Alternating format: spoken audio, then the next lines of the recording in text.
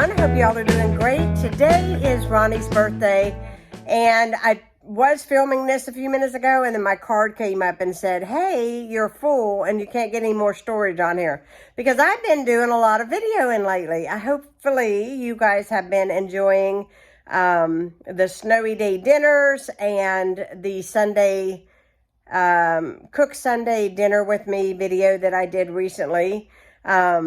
I know you guys like to see real life going on here, so that's real life. That's me really cooking every day. But today we are going to cook for something really special, and that is Ronnie's birthday. And we're going to be cooking up some pork ribs. We're going to be making some baked beans, hash brown casserole, some homemade bread. I'm also going to make some Texas Roadhouse butter. And we are going to make the peanut butter sheet cake. And we have a friend. We're not doing anything fancy necessarily for his birthday, like having a big group over. We do have one friend that is coming over to to eat with us tonight for dinner, because for Ronnie's birthday, we decided to go out of town and we went to Cincinnati, and we went to the Newport Aquarium, and we went to Jungle Gyms, and we went to IKEA. So we decided to do something different this year and to go out of town. But we're still going to have just a little something here at the house for him, have a friend over, have a good supper. And I'm going to take you guys along with me today as I make this. Definitely one crock pot is not going to do it. This is 4 racks. So I'm going to take...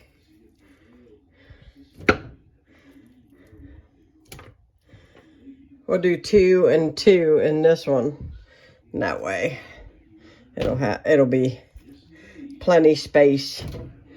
There we go. We got 2 in there and 2 in there. I'm going to put my seasonings in and crank these babies up on low, and they will be cooked up. And then what we'll do is then we'll take these out when they're done, and they're going to be so tender.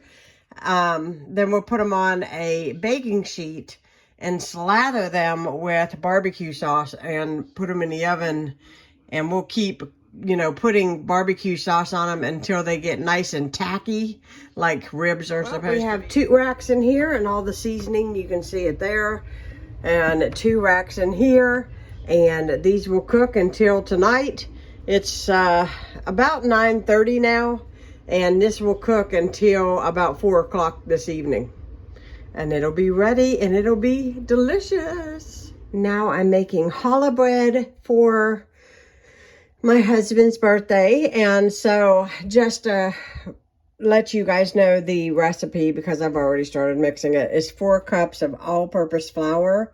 It can be 4.5, but I start with 4 cups. And then I see if the dough is coming together. If it's not, I will add in a little bit more and a little bit more slowly. This is 1 cup of warm water and a package of active dry yeast. I've got 1/4 cup of sugar in here, and a heaping teaspoon of salt is what I use. And I just keep my Himalayan sea salt in this container until it is used up. I'm gonna do it differently than that. I just wasn't sure if I would use it, and I have been using it, so I'm going to buy something a little more fancier than just going this route with the Himalayan sea salt. And then it is 1/4 cup of vegetable oil, and then it is 2 whole eggs and 1 yolk, and you'll want to reserve your egg white to brush your bread at the end. And it is baked in a 350-degree oven for 30 minutes. So you'll put your challah bread into the oven for 15 minutes and then turn it around and bake it for the next 15 minutes. And you can tell, like, undeniably that it is done, because it gets really, really brown on the outside. It's beautiful. If you've seen one of my recent videos where I made the challah bread, I think I did it in a video. I know I did post about it and post pictures. It was the first time ever making it. It is super, super easy, and I will link the the link that has the actual full recipe on it down below. It is called, basically it's how to make challah bread for beginners. So this is like the most easiest route to go. And I think honestly anybody can make this. The KitchenAid does make it easier, but you don't need the KitchenAid, but the KitchenAid needs it and does all the work for you. So I'm going to get this going. Side note, I always use brown eggs. I think it makes for a richer baking. And you do you, but I use...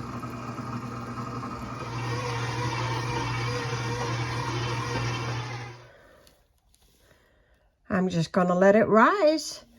And this tablecloth is clean. It just came out of the dryer, so I just threw it over the top.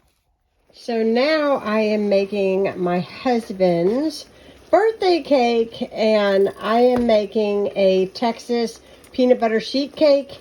And that is really the original name for it, but this here is just called peanut butter sheet cake. It's a recipe that my mom has made for a long time. And I will try to find as close or identical of a recipe and link it down below for you. It does take a little bit of time, but it is super delicious. I haven't met anybody who does not like it. First you start with this and you get this to a boil and melt all your butter and everything down, and then you're going to add in milk and egg and vanilla. Then you're going to pour the mixture over your flour mixture, which I have behind me, and pour it into a greased sheet pan and bake it at 400 for 15 minutes. It's going to be really good.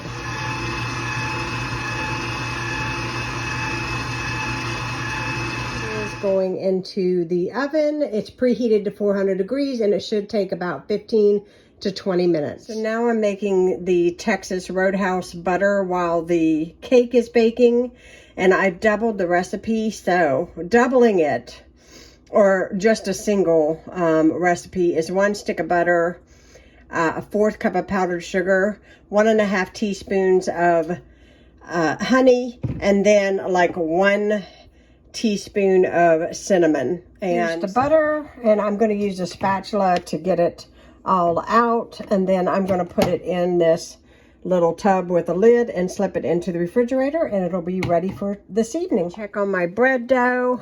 Yep, I would say this is risen pretty good. So as soon as I get done with my cake, we will start on the bread. Cake is out of the oven. I'm allowing it to cool. I've already cleaned off my table, and I'm just letting it cool here in the middle. It's on a giant pot holder underneath. It says to ice when it's warm, so I'm going to give it a few minutes to cool down just a little, and then I will make the icing up, because you have to boil milk, peanut butter, vanilla, and butter, and then you mix 1 pound of powdered sugar in it, and then you pour it over the top, and you just let it set up on its own. So I'm going to allow the cake to just have a little bit of a rest. I'm going to get a water. I'm going to take a 10-minute break, and then I'm going to get back to. We got the icing mixing for the cake. And then we're going to go to bread, and then we're going to dishes, because I got to clean my house up before anybody comes over this evening for supper. So, yeah, and not to mention what I look like right now. So, let's get this mixed in and get it on the cake. There is the cake all iced. Oh my goodness, it smells phenomenal.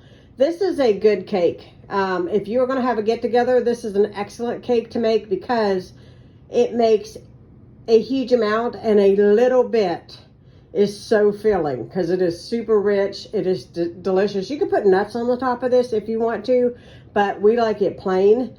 And yeah, I'm going to put some candles in the top, and we're going to sing happy birthday to Ronnie later on this evening. There's my bread dough, and I am going to put it out on here. If you're wondering why it's crinkled, some people asked me last time I had pictures, is because I crinkle it up so it'll lay flat, so it don't move around whenever I am putting the bread on there, and it makes it a lot easier. So my oven is preheating to 350. I'm going to get this braided. I'm going to let it rest for about 30 minutes, and then I'll get it in the oven and get the bread done. There is my challah bread. I am going to give it a rest for about 30 minutes, and then I'm going to do an egg wash and get it into the oven. Bread is out of the oven.